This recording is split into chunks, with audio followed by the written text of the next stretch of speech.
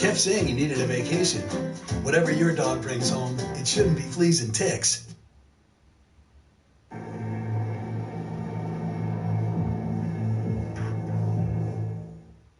What is going on, Neon Nation? Welcome back to the Neon Arcade for a ton more Cyberpunk 2077 news. I'm super excited about this one here as we have a big Q&A via a CDPR investors call where we learn about if there's going to be another delay, physical and digital distribution, new updates on next-gen versions, and a lot more. In addition, we have the potential of vehicle customization from a CDPR store hint, ESRB ratings, DLC and expansion plans, a new gang and its lore, as well as more teases of music to come. Get 15% off high-quality metal art from Displate featuring officially licensed designs. Check out the link in the pinned comment and the description. First, we have a CDPR Q&A at the end of a financial call, laying out CD Projekt's 2019 finances, their balance sheet, and their numbers. At the end, we have a Q&A where investors can phone in to ask questions. The first question was if there was any elements of the release of Cyberpunk out of CDPR's control based on current events. CDPR's representatives maintain that they have obtained a mass majority of the game's ratings, so there is no risk of not obtaining these ratings in any major markets. This has also been echoed by Adam Badowski on Twitter. They also don't see physical-related launch risks by launching in September. The main issue at the moment is the localization process, as most recording studios are closed. They do have a majority of the other voice lines for the localization of other regions, and so they're not really worried about finishing this up, as worst case scenario, there will be a day one patch for these localizations. The next questions are regarding the market strategy of Cyberpunk now that conferences have been shut. If there are any insights into physical distribution of the game being affected, and the mobile game from Spocko being developed in collaboration with CDPR. CDPR responds that they have been planning a digital strategy to unveil new 2077 facts and elements without relying on these events, and that they have been working on smart ways to present to a large volume of people. They have plans for a 100% digital presence, as well as a mix of physical and digital presences, as they also add that they have tentative plans from June through September. Piggybacking off the smart ways that they will present to a large volume of people, let me remind you of how the 48-minute demo dropped in 2018 on Twitch with the 24-hour glitch stream and the ARG which has unfolded under the radar. With their marketing being in-world and lore-based, you can bet a potential hacking or digital drop that is in line with the universe of Cyberpunk 2077 is how they're going to be distributing news and trailers. With physical distribution, CDPR assures us that this will not cause Cyberpunk 2077 to be pushed back, and supply chain is not so deeply affected where this will cause a deviation from this planned date. When it comes to Spocko, who is developing the aforementioned mobile title with CDPR, CD Projekt mentions that the prototype is playable and that internal testing is now the focus. Their lesson from Gwent is that releasing online games can wait until the moment where it is as polished as it can be, and it will be a purely mobile title.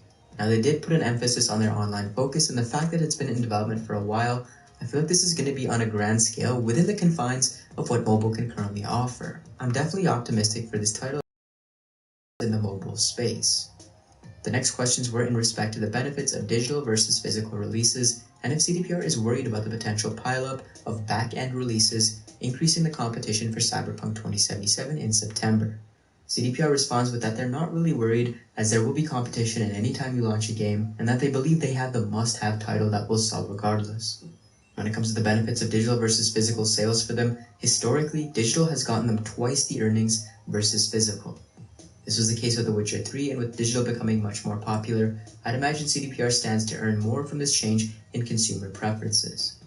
When it comes to pre-orders, they are not disclosing their exact numbers, and their next project will be talked about after Cyberpunk. There is a series of events they have planned for post-launch, but as it stands, they're currently focusing on Cyberpunk like they've mentioned a couple times in the past. Moving on, apparently just under 600 people in the studio are working on Cyberpunk projects, with some employees being fluid between the single-player and multiplayer experience because they are so interconnected. 40 of them are in Wrocław for the multiplayer, but the vast majority are on the single-player. When it comes to QA and testing, there are around 130 to 150 people testing the game right now, which is double what they had for The Witcher 3. They mention internal and external testing happening, but remember they outsourced another Polish company a while ago to help with QA. CDPR does have next-gen dev kits in their hands, and although they can't speak on PlayStation, as much has yet to be revealed for the PS5, they mention that there will effectively be two versions of the Series X. They're going to have the enhanced version which will be playable at launch, as well as a fully upgraded next-gen version which will come post-launch of the Series X. If you guys remember, CDPR tweeted that each Xbox One Cyberpunk 2077 purchase will be able to be upgraded to the next-gen version for free. Now, as it stands, it seems like there will be two, so I'm not sure if both will be free going forward or just the base enhanced one, but we're going to have to wait for further clarification. These are some amazing new details here, and since I have been getting a ton of concern about another delay, well, there you have it. They're confident in the September release date despite everything.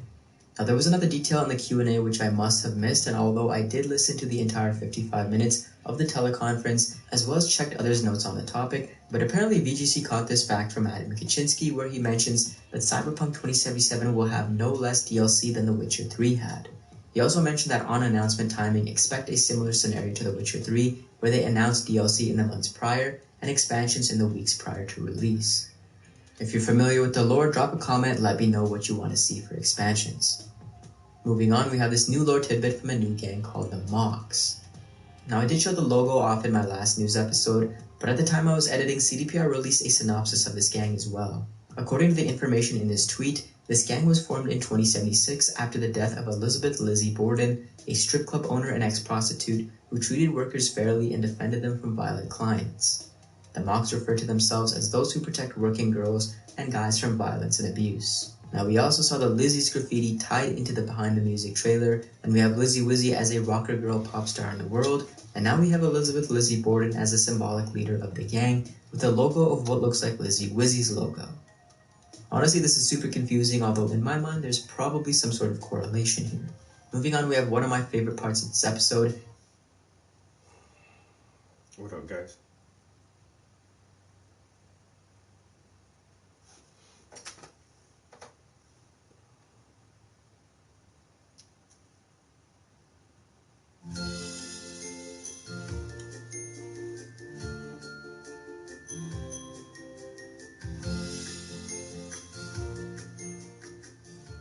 This world has seen four major revolutions that changed its entire face. Now, the first revolution was Tyson. in 1784 when the From North first Carolina. steam engine was introduced. And then in 1870, the second revolution, that is electricity, was invented. The third one was in 1969 when the word 1784 when the first steam engine was The introduced. steam And then engine, in 1870, the second revolution, that is electricity, was invented. electricity, The third one was in 1969 when the word information technology was introduced in the world. And finally, the fourth one is the revolution of artificial intelligence, which we are experiencing right now. The future of AI holds more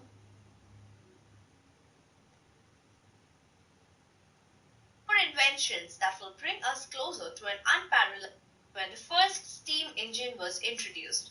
And then in 1870, the second revolution, that is electricity, was invented. The third one was in 1969 when the word information technology was introduced in the world. 1969. And finally, the Information fourth one is technology. the revolution of artificial intelligence, which we are experiencing right now. The future of AI holds more inventions that will bring us closer to an unparalleled future. And in today's session, we will talk about the future of artificial intelligence and what it's gonna unfold. Now, It's before hard to we begin the understand this session, shit. let's have a look at today's agenda. So, when the first steam engine was I introduced, didn't mean to go back. and all that the time. recent AI But yeah, appreciate it, bro. And so I got accepted to a art exhibit at the State Museum, the State Museum of Pennsylvania, which is kind of a big deal, because it's a statewide contest to actually get art in there, and so anybody who's a current resident of Pennsylvania can submit art. And they said this year there was over like 2,000 submittals. And like the competition is steep, yo. A lot of people submit art for that shit, yo. Over 2,000 people, and they had to narrow it down from over 2,000 entries down to 109. And I was one of the 109. I'm gonna say like out of that 109, I'm probably in the top 10, because that's normally where I fit. But still just hella excited to actually be able to exhibit at the State Museum. It was my first time submitting art for this exhibit, and so I got in on my first time. So that's what's up.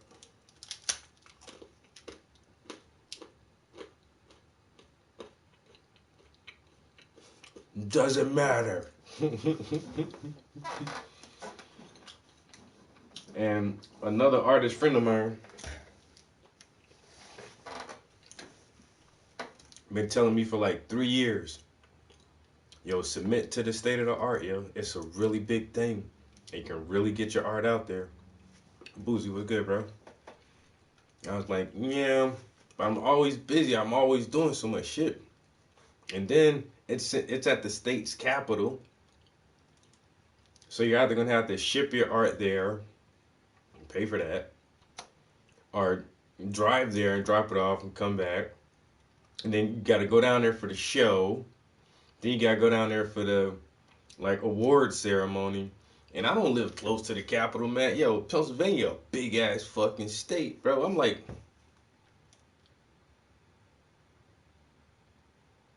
2 hours from the capital. Like 2.5 hours to get to fucking Harrisburg. And that's one of the main things that kind of always discouraged me for submitting art. It's like if I do get in, and then it's there's an application, a non-refundable application fee to even submit art. It's not very expensive, but that's another thing that I normally shy away from. I don't feel like I should have to pay you to show my art. My art is fucking awesome. You should pay me to be able to show my art. So,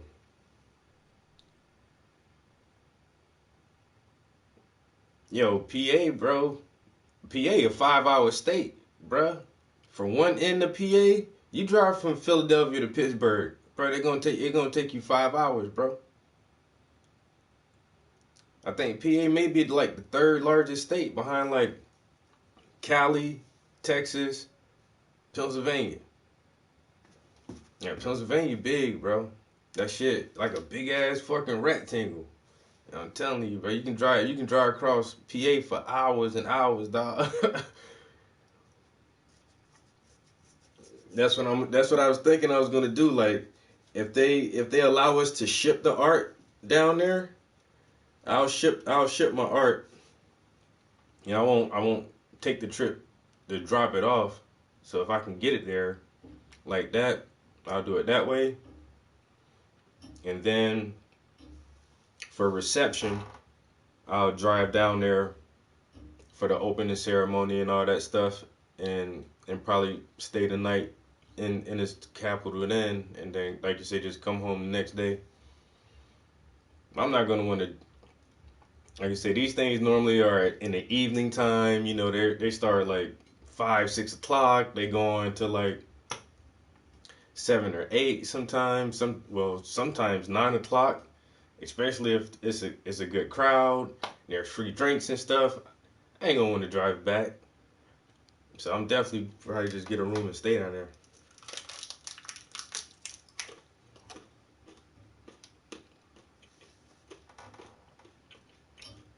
I submit 3 pieces,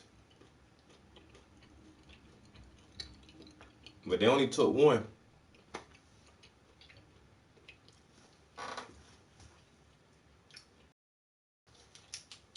I think I actually submit this right here. Let me see.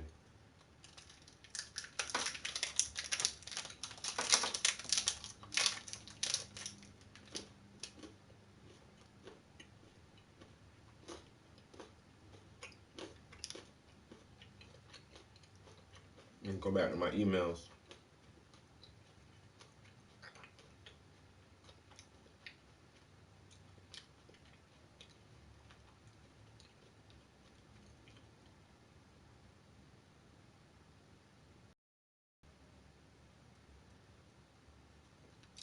No.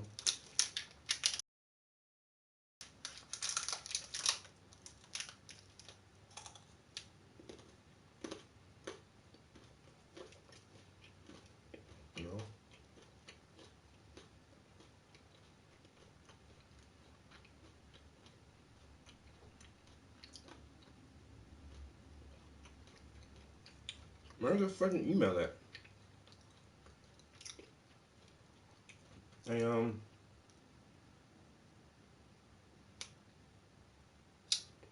anyway, I think I submitted that one.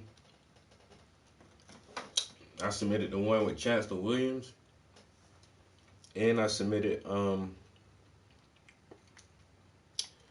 the girl with the really pretty dress, and she's holding a rose, and that's the one that got in.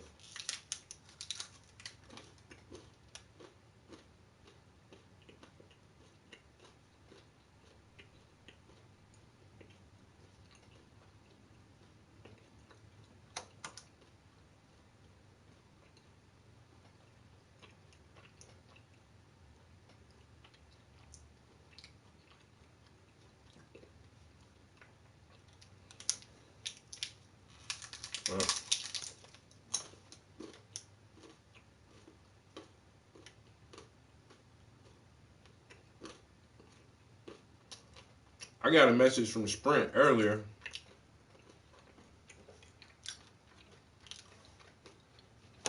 Yeah, I've been an unlimited. I have the unlimited plan. It's been that way. I've been with Sprint like 8-9 years, bro, almost 10 years. And I get a text today from Sprint. Great news. Hulu is included in your unlimited plan. Click this link to start streaming now. Bitch, y'all just give me a fucking incentive or such? Motherfuckers, I've been paying over $100 a month for 10 fucking years. Y'all need to give me Amazon Prime, Netflix, Disney Plus, and y'all need to pay my PlayStation Plus membership. I'm talking about a motherfucking Hulu. Bitch.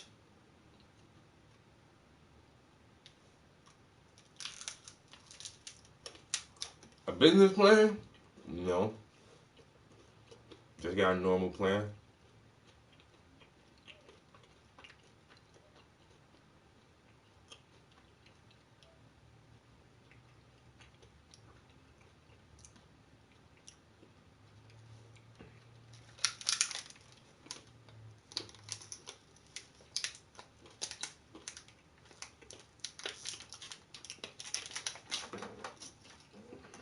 Business plan would be cheaper. Maybe. Sure appreciate it, bro. Like I said, I already know. Since it's a statewide competition, I already knew like competition just gonna be steep, yo. Competition gonna be steep as shit. Once again, there's two major cities. There's Pittsburgh and Pennsylvania. I mean, Philadelphia. Damn. I don't even know where the fuck I'm at. You know, and Pittsburgh is really, really popular for its art. Philadelphia is really popular for its art. And all the cities and little towns in between, like they said, over 2,000. Yo, when I had to judge the high school kids, it was a regional competition. I don't think it was for the entire state, but it was just for our region. And we only had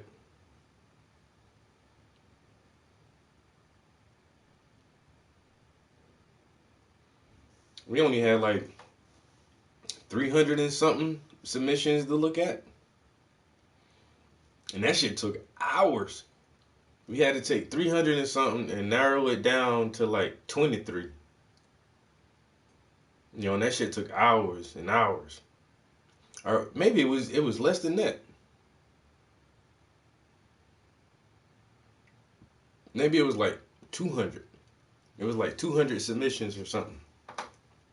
And on the panel, it was me and two other people.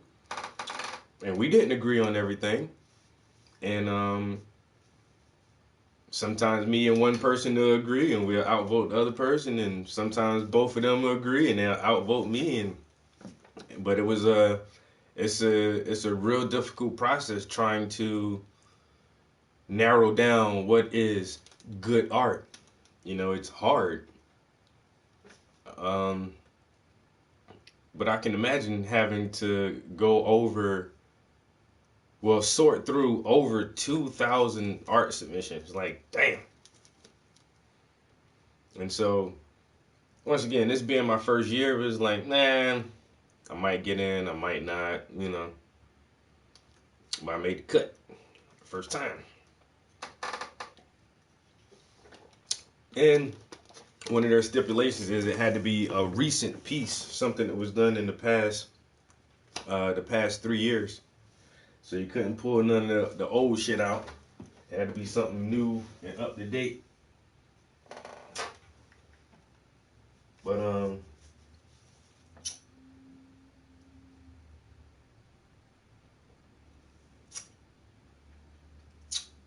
I got it covered. Don't worry about it, guys. And there's a cash prize.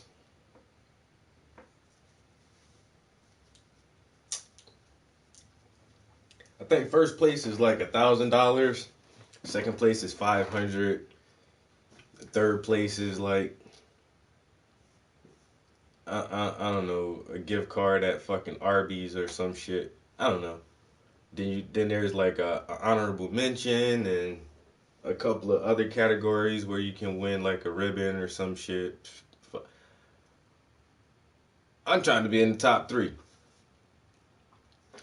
Even if I'm number 3, yo, give me the Arby's gift card and go get me a roast beef sandwich, bitch. But and then I think they said the museum has a tradition of purchasing one piece from the show. So every year they add a local artist to their museum catalog. So if I don't get first place, fuck that. Just buy my shit. That's $8,000 anyway.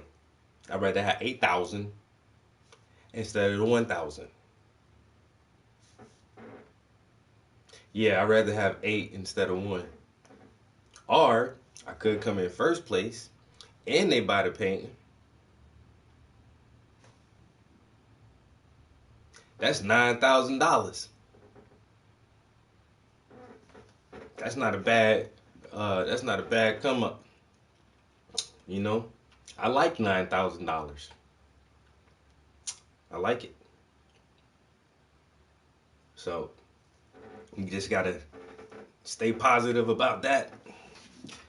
And if we don't get $9,000, hey, at least people got to see my art. Pow! That's a win. And then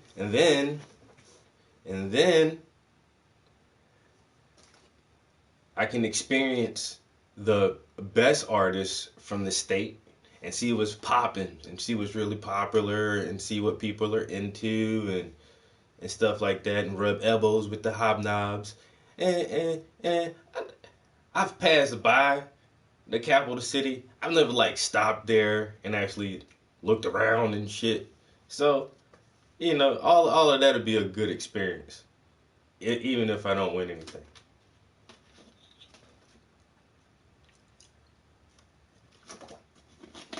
Oh yeah, I mean, more than likely I will. I'm just that good,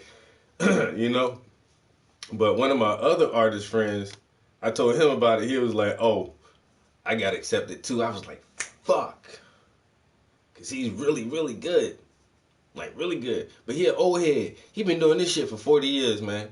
That shit don't count. If an old head win, that shit don't even count, man. You know what I'm saying? Y'all got too much seniority under y'all belt, man. You know what I'm saying? This motherfucker was an art teacher for 40 years.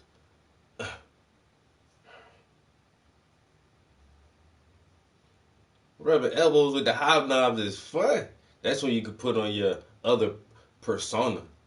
You step out that hood shit and step into your classical, dignified shit. That's when you say motherfucker with your pinky up.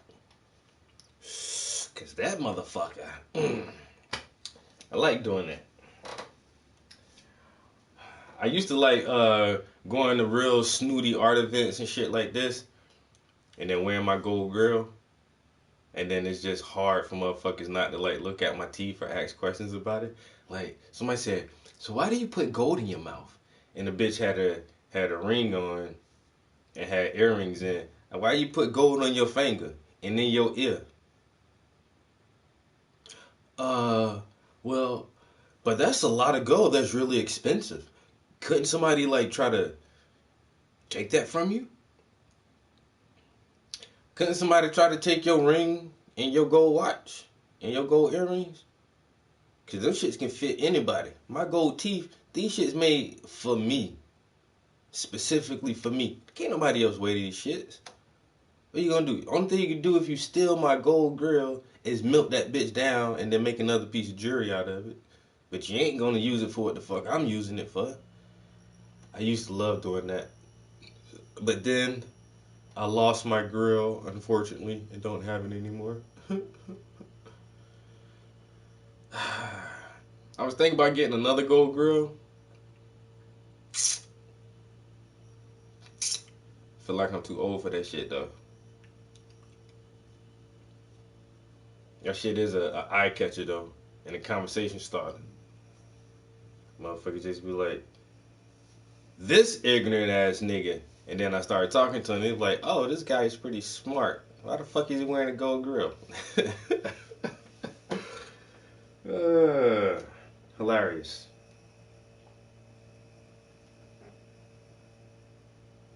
Alright. Bernie Sanders and Barack Obama, the motherfuckers endorsing Joe Biden. Sleepy creepy Joe with the fucking creepy touchy hands. Yeah, you see the montage of this motherfucker like sniffing the little girl's hair and rubbing on them and trying to kiss them on the cheeks and shit, touching their face and shit. Like, get your creepy old ass out of here, man. Fuck wrong with you? That's what y'all, man. We in between a rock and a hard place, bro. You want Trump, the prostitute, pornographic, raping motherfucker, Joe Biden, the prostitute, pornographic, raping mother.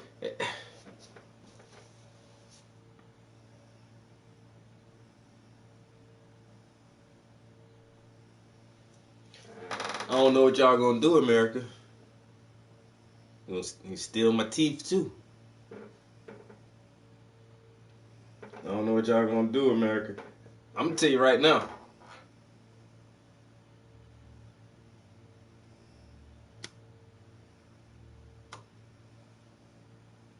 I don't want neither one of them motherfuckers for the president. I'm at a stalemate.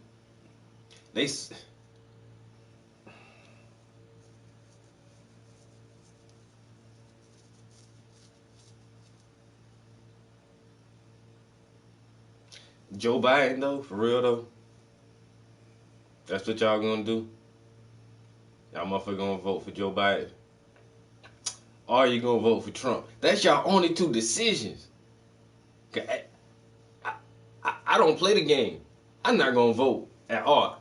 I haven't voted since 2000 and motherfucking 1.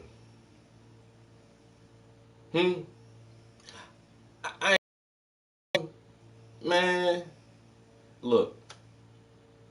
But y'all motherfuckers who going to the polls in November, y'all got a hard decision, bro. Y'all got it. Y'all got a hard decision ahead of y'all. Trump or Biden? The Cheeto or Sleepy Creepy?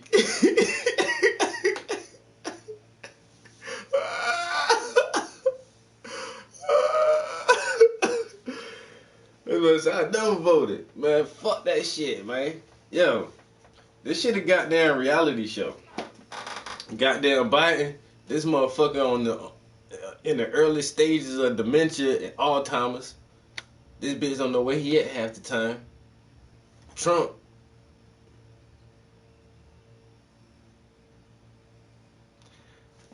I don't think Trump is as stupid as most people think he is. But the motherfucker far from a goddamn genius. He far from being a credible person to be commander-in-chief. This motherfucker got over on showboating and name calling and goddamn reality TV stunts and shit. I don't understand it still to this day how that man got elected. But your only other option is Joe Biden. Man, they was Andrew Yang. They was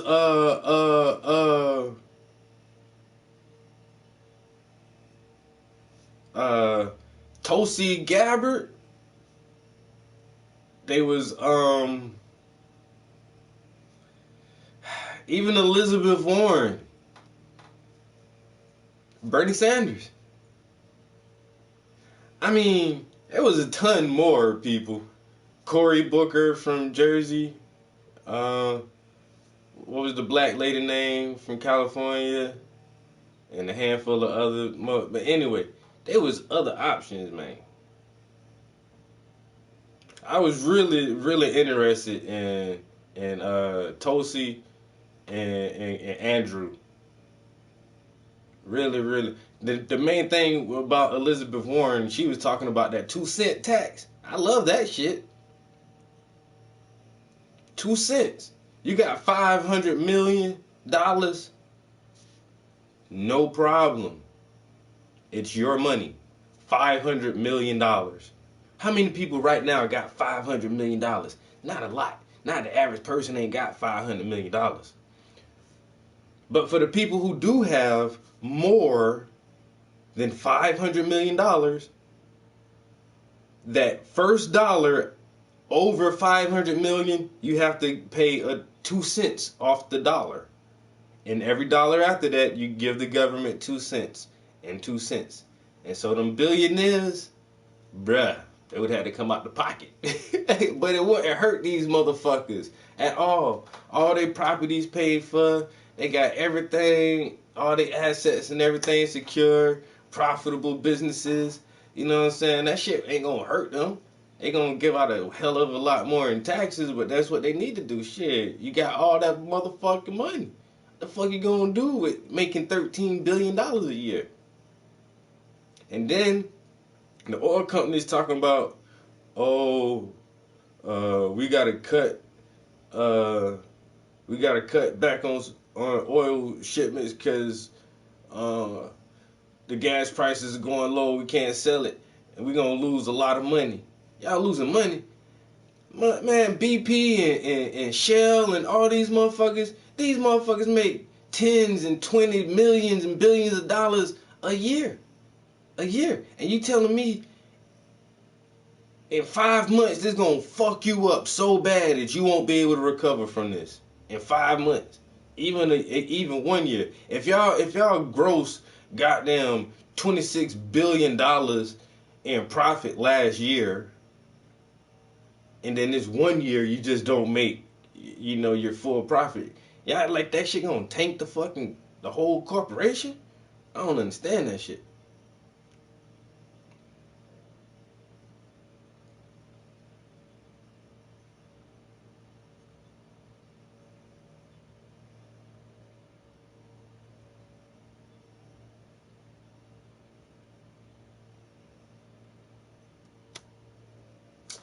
Yeah, well,